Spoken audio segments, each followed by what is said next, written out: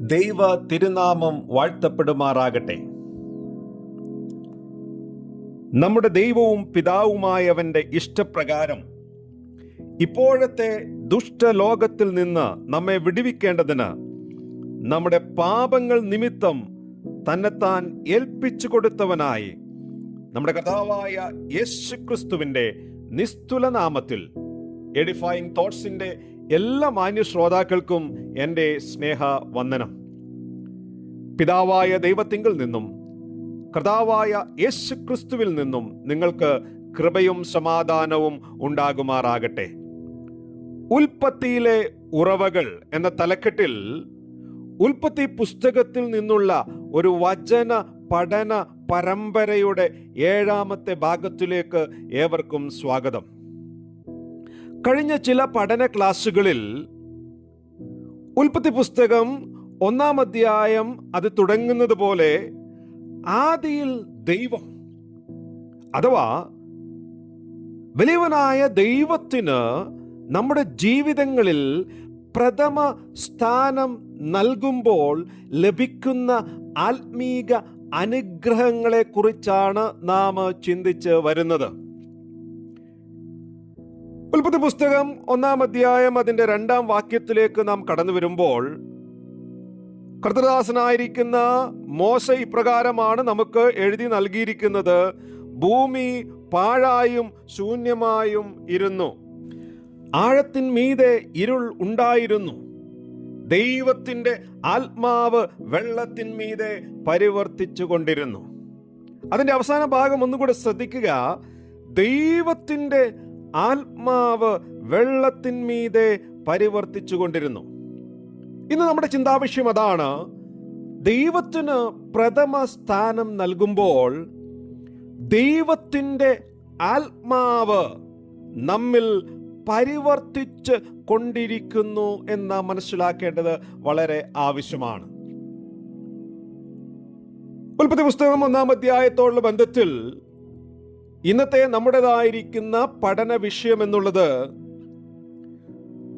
ദൈവത്തിന്റെ ആത്മാവ്, പരിശുദ്ധാത്മാവ് സൃഷ്ടിയിൽ എങ്ങനെയാണ് പ്രവർത്തിച്ചത് എന്നുള്ളതാണ്. The work of the Holy Spirit in creation. ഇവിടെ നാം ആ വാക്യം വായിക്കുമ്പോൾ ഒരുപക്ഷെ നമുക്ക് ഇങ്ങനെ ഒരു സംശയം വന്നേക്കാം: എന്തുകൊണ്ടാണ് ദൈവത്തിന്റെ ആത്മാവ് വെള്ളത്തിന്മീതെ പരിവർത്തിച്ചു കൊണ്ടിരുന്നു എന്ന് ഇവിടെ പറഞ്ഞിരിക്കുന്നത്? അതിന്റെ കാരണം നാം മനസ്സിലാക്കേണ്ടത് വളരെ ആവശ്യമാണ്. അത് വളരെ ലളിതമായിരിക്കുന്ന ഒരു കാര്യമാണ്. കാരണം ദൈവം ഭൂമി സൃഷ്ടിച്ചപ്പോൾ ഭൂമി പാഴായും ശൂന്യമായും ഇരുന്നു എന്ന് നാം വായിക്കുന്നു. ഭൂമിയിൽ ആകെ ഉണ്ടായിരുന്നത് വെള്ളം മാത്രമായിരുന്നു. ഭൂമി നിറയെ വെള്ളമായിരുന്നു എന്ന് നമുക്ക് തുടർന്നുള്ളതായിരിക്കുന്ന വാക്യങ്ങളിൽ കാണുവാനായിട്ട് കഴിയും. എന്നാൽ 1-ാം അധ്യായത്തിന്റെ 9-ാം വാക്യത്തിലേക്ക് നാം കടന്നു വരുമ്പോൾ അവിടെ ഇങ്ങനെ നാം വായിക്കുന്നു: ദൈവം ആകാശത്തിന് കീഴുള്ള വെള്ളം ഒരു സ്ഥലത്ത് കൂടട്ടെ, ഉണങ്ങിയ നിലം കാണട്ടെ എന്ന് കൽപ്പിച്ചു. അങ്ങനെ സംഭവിച്ചു എന്ന് പറഞ്ഞാൽ 1-ാം അധ്യായം 9-ാം വാക്യത്തിലാണ് ദൈവം ഭൂമിയിലുള്ള വെള്ളമെല്ലാം ഒരു സ്ഥലത്ത് കൂട്ടിയിട്ട് മറുസ്ഥലത്ത് ഉണങ്ങിയ നിലം സൃഷ്ടിക്കുവാൻ അല്ലെങ്കിൽ കാണുവാനായിട്ട് ഇടയായി തീർക്കുമാറാക്കിയത്. അതുകൊണ്ട് തന്നെയാണ് ഇവിടെ നമുക്ക് 2-ാമത്തെ വാക്യത്തിൽ ദൈവത്തിന്റെ ആത്മാവ് വെള്ളത്തിന്മീതെ പരിവർത്തിച്ചു കൊണ്ടിരുന്നു എന്ന് എഴുതിയിരിക്കുന്നത്. ഞാൻ ഇങ്ങനെ പറഞ്ഞ് മുന്നോട്ട് പോകട്ടെ. ദൈവത്തിന്റെ ആത്മാവ് വെള്ളത്തിന്മീതെ പരിവർത്തിച്ചു കൊണ്ടിരുന്നപ്പോൾ അവിടെ ഉണങ്ങിയ നിലം കാണുവാനായിട്ട് ഇടയായിത്തീർന്നു. നിലത്തിന് മുകളിൽ ഉണ്ടായിരുന്ന വെള്ളത്തെ ദൈവത്തിന്റെ ആത്മാവ് ഒരു സ്ഥലത്തേക്ക് കൂട്ടി ഉണങ്ങിയ നിലം കാണുമാറാക്കി എന്ന് നമുക്ക് കാണുവാനായിട്ട് കഴിയും. ആ ഉണങ്ങിയ നിലത്തിലാണ് പിന്നീട് വലിയവനായ ദൈവം ഈ ഭൂമിയിൽ നാം ഇന്ന് കാണുന്ന സസ്യലതാദികളെയും ഈ പച്ച വൃക്ഷങ്ങളെയും പുൽപ്പുറങ്ങളെയും സൃഷ്ടിച്ചത് എന്ന് നമുക്ക് കാണുവാനായിട്ട് കഴിയും. പ്രിയമുള്ള ദൈവമക്കളെ, നമ്മുടെ ജീവിതങ്ങളിൽ ദൈവത്തിൻ്റെ ആത്മാവ് പരിവർത്തിക്കുമ്പോൾ ദൈവം നമ്മിൽ സൃഷ്ടിച്ചതായിരിക്കുന്ന ആ വലിയ ഗുണങ്ങളെ മറ്റുള്ളവർക്ക് കാണുവാനായിട്ട്, അത് മാത്രമല്ല, അത് വെളിവായി വരുന്നു എന്ന് മാത്രമല്ല, അതിൻ്റെ പ്രയോജനം, അതിൽ നിന്ന് അനേക ഗുണങ്ങൾ വളർന്ന് മറ്റുള്ളവർക്ക് പ്രയോജനമുള്ളതായി മാറുവാൻ ഇടയായിത്തീരുന്നു. ഇവിടെ ദൈവത്തിൻ്റെ ആത്മാവ് വെള്ളത്തിന്മീതെ പരിവർത്തിച്ചു കൊണ്ടിരുന്നു. ഇംഗ്ലീഷിൽ അതിന് പറഞ്ഞിരിക്കുന്ന പദം ഹോവറിംഗ് ഓവർ ദ വാട്ടേഴ്സ് എന്ന് പറഞ്ഞാൽ, ഒരു തള്ളക്കോഴി തൻ്റെ കുഞ്ഞുങ്ങൾക്കു മീതെ ഇരുന്ന്, അല്ലെങ്കിൽ ഒരു തള്ളക്കോഴി തൻ്റെ മുട്ടയുടെ മുകളിൽ ഇരുന്ന് കുഞ്ഞുങ്ങളെ വിരിയിച്ചെടുക്കുന്ന വലിയ അർത്ഥം നൽകുന്ന വാക്കാണ് ദൈവ ആത്മാവ് ഇവിടെ ദേവദാസനായ മോശയിലൂടെ എഴുതി നമുക്ക് നൽകിയിരിക്കുന്നത്. ആവർത്തന പുസ്തകം 32-ാം അധ്യായം അതിൻ്റെ 11-ാം വാക്യത്തിലും ഇതേ പദപ്രയോഗം മോശ ഉപയോഗിച്ചിരിക്കുകയാണ്. ആവർത്തന പുസ്തകം 32-ാം അധ്യായം 11-ാം വാക്യം: കഴുകൻ തൻ്റെ കൂട് അനക്കി കുഞ്ഞുങ്ങൾക്ക് മീതെ പറക്കും പോലെ താൻ ചിറക് വിരിച്ച് അവനെ എടുത്ത് തൻ്റെ ചിറകിന്മേൽ അവനെ വഹിച്ചു. കുഞ്ഞുങ്ങൾക്ക് മീതെ പറക്കുക. അവിടെ പ്രൊട്ടക്ഷനോടുള്ള ബന്ധത്തിലാണ് ആ വാക്ക് ഉപയോഗിച്ചിരിക്കുന്നത് എന്ന് നമുക്ക് കാണുവാനായിട്ട് കഴിയും. ഇവിടെ ഉൽപ്പത്തി പുസ്തകം 1-ാം അധ്യായത്തിൽ അത് സൃഷ്ടിയോടുള്ള ബന്ധത്തിൽ ഉപയോഗിച്ചിരിക്കുകയാണ് എന്ന് നമുക്ക് കാണുവാനായിട്ട് കഴിയും. ദൈവം സൃഷ്ടിച്ചതായിരിക്കുന്ന ആകാശവും ഭൂമിയും, ഭൂമി പാഴും ശൂന്യവുമായിരുന്നു എന്ന് പറഞ്ഞാൽ ഭൂമിയിൽ സൃഷ്ടികൾ ഒന്നും ഇല്ലായിരുന്നു. അങ്ങനെയുള്ളതായിരിക്കുന്ന ഇരുൾ നിറഞ്ഞ ഭൂമിയിൽ, അല്ലെങ്കിൽ വെള്ളം നിറഞ്ഞതായിരിക്കുന്ന ഭൂമിയിൽ ദൈവത്തിൻ്റെ ആത്മാവ് പരിവർത്തിച്ച് അവിടെ നമുക്ക് കാണുവാനായിട്ട് കഴിയുകയാണ്. അനേക സൃഷ്ടികൾ, അനേക സസ്യലതാദികൾ ഈ ഭൂമിയിൽ സൃഷ്ടിക്കപ്പെടുന്ന വലിയ ചിത്രമാണ് ഉൽപ്പത്തി പുസ്തകം 1-ാം അധ്യായത്തിൽ നമുക്ക് കാണുവാനായിട്ട് കഴിയുന്നത്. ഇവിടെ പിതാവായ ദൈവവും പുത്രനാം ദൈവവും പരിശുദ്ധാത്മാവാം ദൈവവും ചേർന്ന് സൃഷ്ടിക്കുന്ന വലിയ ചിത്രമാണ് നമുക്ക് കാണുവാനായിട്ട് കഴിയുന്നത്. ഈ ത്രിയേകത്തിൽ, അല്ലെങ്കിൽ തൃത്വത്തിൽ നമുക്ക് കാണുവാനായിട്ട് കഴിയുന്നത് ദൈവം ഒരു കുടുംബത്തെ പോലെ പ്രവർത്തിക്കുകയാണ്. ഒരു ദൈവദാസൻ ഇങ്ങനെയാണ് ഇതിനെക്കുറിച്ച് പറഞ്ഞത്: പിതാവായ ദൈവത്തിൽ സകലത്തെയും പ്ലാൻ ചെയ്യുന്ന ഒരു പിതാവിനെ നമുക്ക് കാണുവാൻ കഴിയുന്നു. സകലവും പ്ലാൻ ചെയ്യുന്ന, അല്ലെങ്കിൽ നിത്യതയിൽ സകലത്തെയും പ്ലാൻ ചെയ്ത പിതാവായ ദൈവം, കർത്താവായ യേശുക്രിസ്തു, അവിടെ നമുക്ക് അനുസരണയുള്ള ഒരു മകനായിട്ട് അവിടെ കർത്താവിനെ കാണുവാനായിട്ട് കഴിയുകയാണ്. അതുമാത്രമല്ല, പരിശുദ്ധാത്മാവാം ദൈവം അവിടെ നമുക്ക് കാണുവാനായിട്ട് കഴിയുന്നത് ഒരു മാതാവിനെ പോലെ ആശ്വസിപ്പിക്കുന്ന, വഴി നടത്തുന്ന, പ്രൊട്ടക്റ്റ് ചെയ്യുന്ന പരിശുദ്ധാത്മാം ദൈവത്തെ കാണുവാനായിട്ട് കഴിയും. നോക്കിയാട്ടെ, പിതാവ്, പുത്രൻ, പരിശുദ്ധാത്മാവ് ഒരു കുടുംബം പോലെ പ്രവർത്തിക്കുകയാണ്. ഒരു കാര്യം വ്യക്തമായിട്ട് ഞാൻ പറഞ്ഞ് മുന്നോട്ട് പോകട്ടെ. പരിശുദ്ധാത്മാവാം ദൈവം മാതാവല്ല. പരിശുദ്ധാത്മാവാം ദൈവം ഫീമെയിൽ ജെൻഡർ അല്ല, അതല്ല ഞാൻ ഉദ്ദേശിച്ചത്. മറിച്ച് അവരുടെ പ്രവർത്തനത്തിൽ പിതാവിൻ്റെയും പുത്രൻ്റെയും പരിശുദ്ധാത്മാവിൻ്റെയും പ്രവർത്തനത്തിൽ ഒരു കുടുംബം നമുക്ക് കാണുവാനായിട്ട് കഴിയും. ഒന്നായി പ്രവർത്തിക്കുന്ന ഒരു ത്രിയേക ദൈവത്തെ നമുക്ക് കാണുവാനായിട്ട് കഴിയും. അതുകൊണ്ടാണ് ദൈവം കുടുംബങ്ങൾക്ക് പ്രാധാന്യം നൽകിയിരിക്കുന്നത്. കുടുംബത്തിൽ പിതാവും പുത്രനും മാതാവും ഒരുപോലെ അവരുടെ റെസ്പോൺസിബിലിറ്റീസ്, അവരുടെ ഉത്തരവാദിത്തങ്ങൾ മനസ്സിലാക്കി പ്രവർത്തിക്കേണ്ടത് വളരെ ആവശ്യമാണ്. പല കുടുംബങ്ങളും ശിഥിലമായി പോകുവാനുള്ള കാരണമെന്തെന്നാൽ പിതാവ് ചെയ്യേണ്ടുന്ന ജോലി മാതാവും, മാതാവ് ചെയ്യേണ്ടുന്ന ജോലി കുഞ്ഞുങ്ങളും, അങ്ങനെ ദൈവം സൃഷ്ടിച്ച ഓർഡർ തകർത്തു കളഞ്ഞുകൊണ്ട് സാത്താൻ ഇന്ന് അനേക കുടുംബങ്ങളെ ശിഥിലമാക്കിക്കൊണ്ടിരിക്കുകയാണ്. എന്നാൽ ത്രിയേക ദൈവത്തിലേക്ക് ഉൽപ്പത്തി പുസ്തകം 1-ാം അധ്യായത്തിൽ നിന്ന് നമുക്ക് കാണുവാനായിട്ട് കഴിയുന്നത് പിതാവാം ദൈവം, പുത്രനാം ദൈവം, പരിശുദ്ധാത്മാവും ദൈവം അവിടെ സൃഷ്ടിയിൽ വലിയ പ്രവൃത്തി ചെയ്യുന്നതായിട്ട് നമുക്ക് കാണുവാനായിട്ട് കഴിയും. സങ്കീർത്തനങ്ങൾ അതിൻ്റെ 104-ാം സങ്കീർത്തനം 30-ാം വാക്യത്തിൽ ഇങ്ങനെയാണ് നമുക്ക് സങ്കീർത്തന കർത്താവ് എഴുതി നൽകിയിരിക്കുന്നത്: നീ നിന്റെ ശ്വാസം അയക്കുമ്പോൾ അവ സൃഷ്ടിക്കപ്പെടുന്നു, നീ ഭൂമിയുടെ മുഖത്തെ പുതുക്കുന്നു. മലയാളത്തിൽ അത് അത്ര ക്ലിയർ അല്ല, ഇംഗ്ലീഷിൽ അത് വളരെ വ്യക്തമാണ്.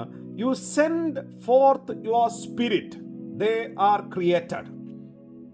അവിടെ നമുക്കറിയാം എബ്രായ ഭാഷയിൽ ആത്മാവിനും അതുപോലെ ശ്വാസത്തിനും ഒരേ വാക്കാണ് ഉപയോഗിച്ചിരിക്കുന്നത്.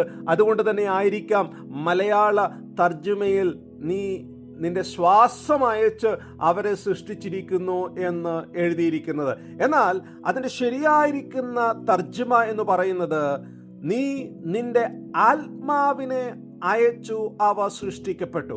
U send fourth your spirit and they are created എന്ന് പറഞ്ഞാൽ ദൈവത്തിൻ്റെ ആത്മാവ് പാഴും ശൂന്യവുമായിരിക്കുന്ന ഭൂമിയെ തൻ്റെ മഹത്വം കൊണ്ട് നിറയ്ക്കുന്ന, ദൈവത്തിൻ്റെ മഹത്വം കൊണ്ട് നിറയ്ക്കുന്ന വലിയ കാഴ്ചയാണ് ഉൽപ്പത്തി പുസ്തകം 1-ാം അധ്യായത്തിൽ നമുക്ക് കാണുവാനായിട്ട് കഴിയുന്നത്.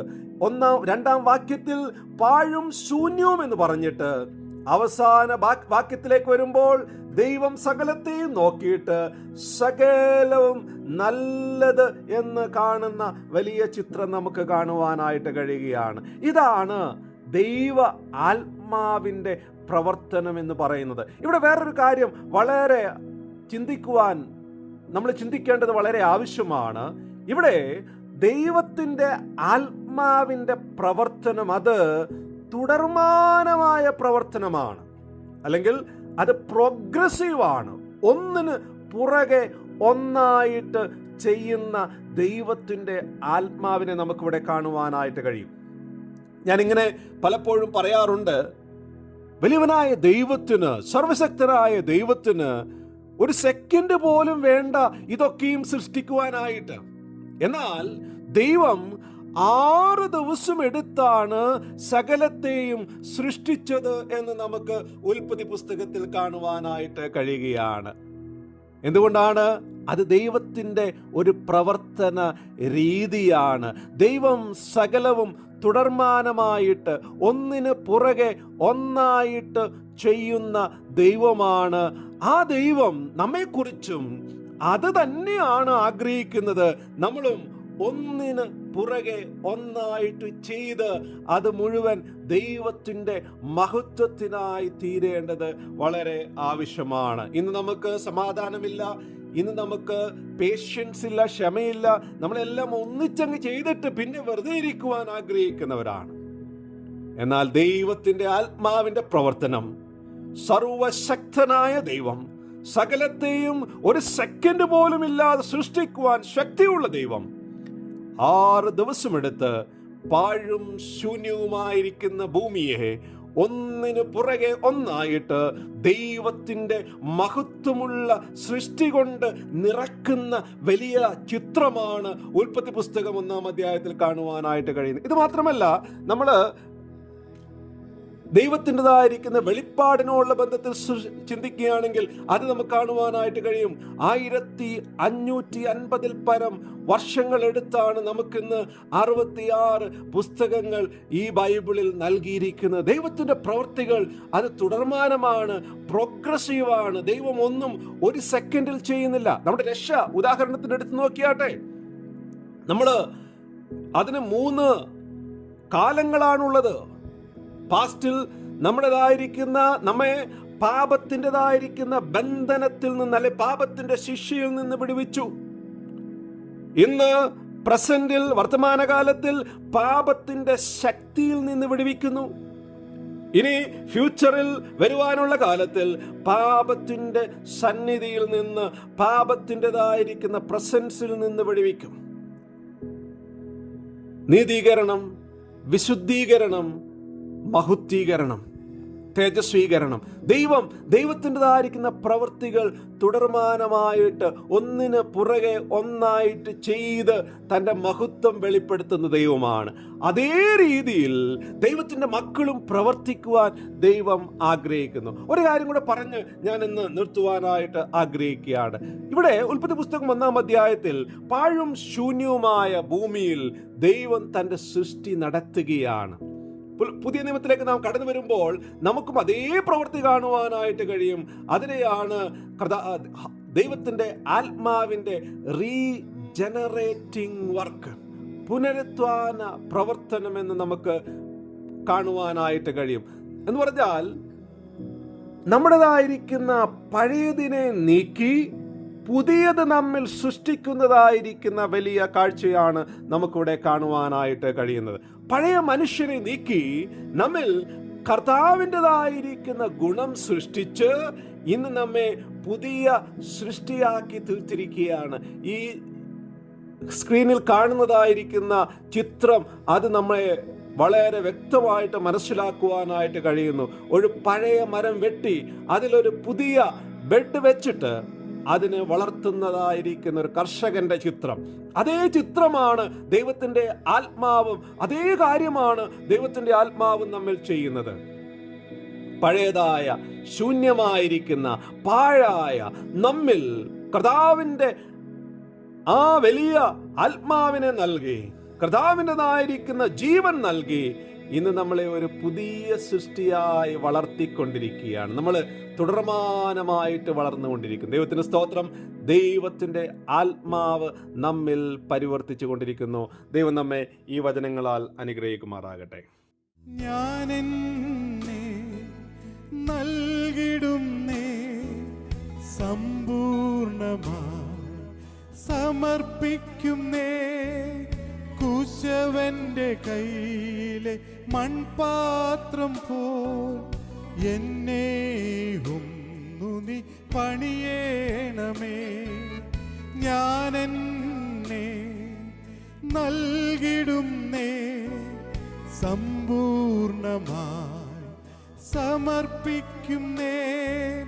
കുശവന്റെ കയ്യിലെ മൺപാത്രം പോൽ എന്നെയും നീ പണിയേണമേ.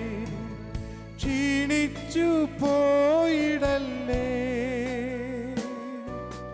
നാഥായി ഭൂവിൽ ഞാൻ. ജീവൻ പോകുവോളം നിന്നോടു ചേർന്നു നിൽപ്പാ. ക്ഷീണിച്ചു പോയിടല്ലേ നാഥായി ഭൂവിൽ ഞാൻ. ജീവൻ പോകുവോളം നിന്നോടു ചേർന്നു നിൽപ്പാ.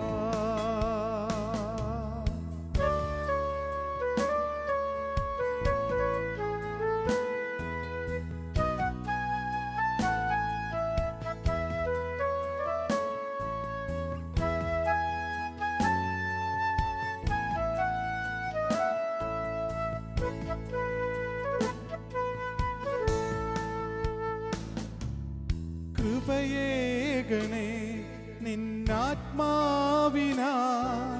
സമ്പൂർണമായി നിലനിന്നിടാൻ കൃപയേകണേ നിന്നാത്മാവിനാൽ